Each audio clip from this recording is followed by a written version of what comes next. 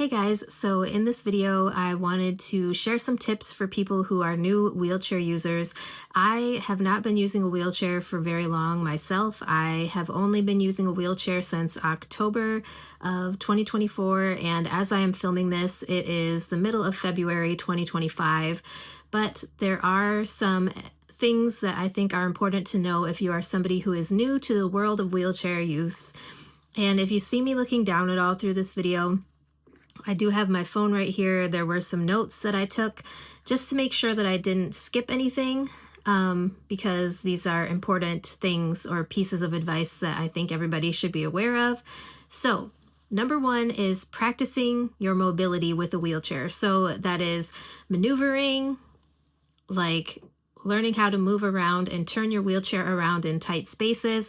It can be very, very frustrating, especially if you have a manual wheelchair, like a hospital style wheelchair like I have. How to turn, how to control the speed of the wheelchair. I think it's a little bit easier with the more lightweight wheelchairs, but I have a regular hospital wheelchair. That is what my insurance covered from inpatient rehab. And so it's important to practice moving around in your wheelchair. I will let you know that if you go to rehab, they will teach you how to get around in your wheelchair before they send you home. They want to make sure that you're able to get around at least confidently. Or safely, I should say. Learning to transfer from your wheelchair to a bed, car, or toilet, those are definitely very important as well.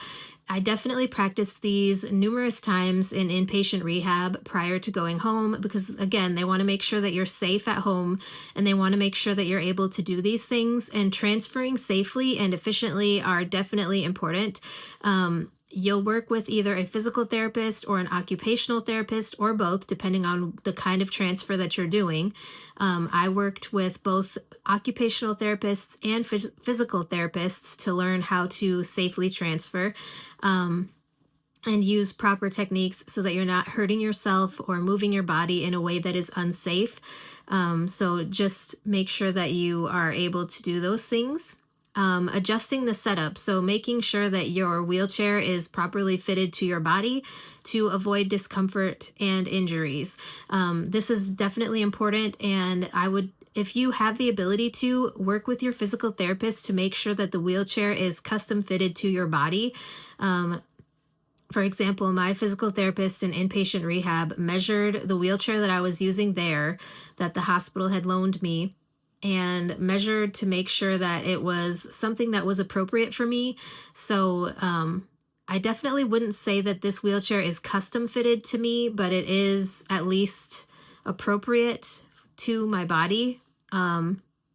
Something else that I would say is building strength to prevent injury. So working on your arm and core strength, that's definitely more difficult if you're not able to use your arm. Because like I said, I've been paralyzed and weak on the right side of my body. And so I rely a lot on my left hand and arm to do mostly everything. I also have had to work on my core strength because it's important that you have the core strength to keep yourself up and in a sitting position and not like slumping over to the side or something like that. There are cushions and things that you can put in your chair, pillows, things like that to keep yourself sitting up if you need that sort of assistance.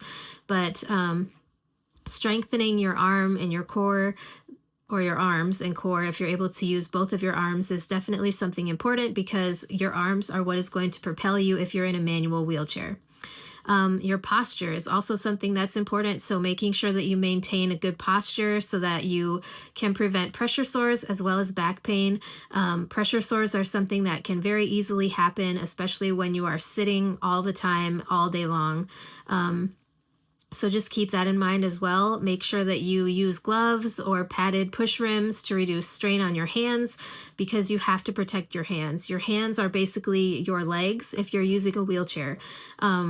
So you definitely need to, I see a lot of people wear like the fingerless gloves. Definitely look into something that is going to keep your hands protected. I don't really use gloves, but I do have some silicone push rims. So I put silicone over the push rims of my wheelchair so that it's a little bit more comfortable. And again, Preventing pressure sores is something that's very important. So making sure that you are shifting positions, moving so that you're not keeping your weight in the same position over and over and over again all day long, just to relieve the different pressure points. I am constantly moving from side to side, backwards and forwards. Making sure that you have a quality seat cushion will also help as well. The seat cushion that I got from insurance originally was very, very thin. I ended up finding a much better one on Amazon and ordered that. It's much thicker and much more comfortable. It is um, a gel cushion, so it's much more comfortable and better. Also, making sure that you inspect your skin daily or having someone help you inspect your skin to check for those pressure sores, check for redness, things like that. Especially if you are someone who has reduced sensation on your skin, because you need to get on top of the pressure sores as soon as they are noticed so that you have the least amount of side effects or injury, just to keep that in mind. Another point is to make your environment accessible or as accessible as you can. Modify your home, so get ramps, or build a ramp, grab bars, lowering the countertop if that's possible. This can definitely improve accessibility, especially if this is a permanent thing. If you have to stay in a wheelchair permanently, it's going to be important that you make your home as accessible as possible so that you can be as independent as possible.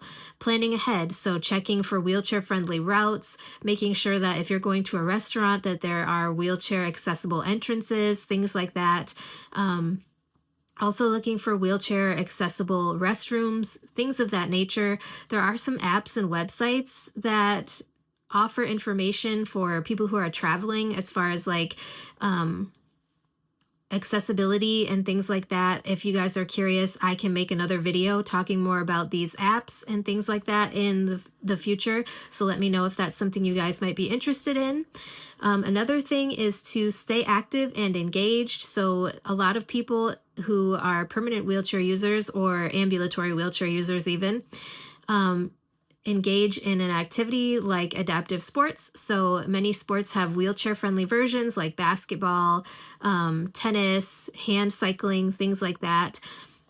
It's just something to kind of keep you occupied and not so inactive, because I will tell you, being in a wheelchair can definitely very easily give you a sedentary life. And so you have to seek out those opportunities to be active, stay social, engage in hobbies, connect with other wheelchair users to maintain an active social life.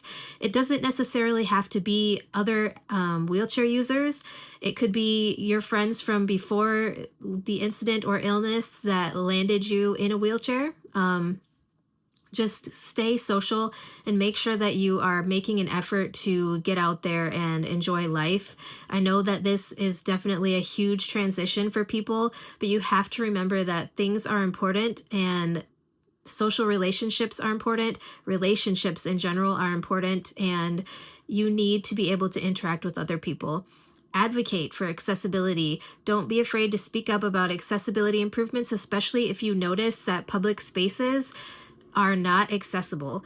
Definitely speak up and let the right people know, because it's very hard to be someone with a disability, especially when you are in a wheelchair or you have to use mobility aids where you need accessible, friendly, or handicap friendly spaces. So definitely advocate for yourself and others. And then the last point that I wanted to focus on was mental and emotional well-being. Give yourself time to adjust. Give yourself the grace to get used to this new way of life. Even if it's just a temporary thing or you're working on rehab, adjusting takes time. Make sure that you're giving yourself enough grace, like I said, and know that things are not just going to happen overnight.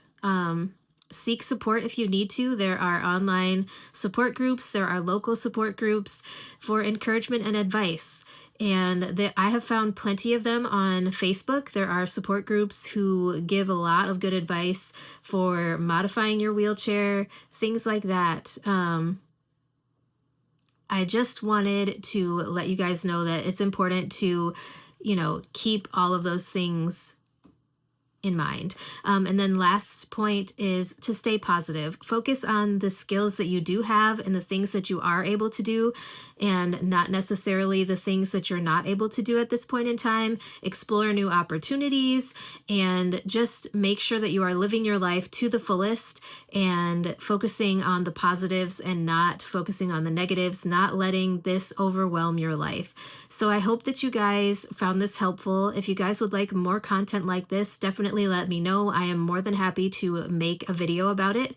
So yeah, leave me a comment or any questions down below. If you guys have any topics that you would like to hear about in the future on my channel, let me know and I will do my best to get something recorded for you. And yeah, I will talk to you guys in my next video.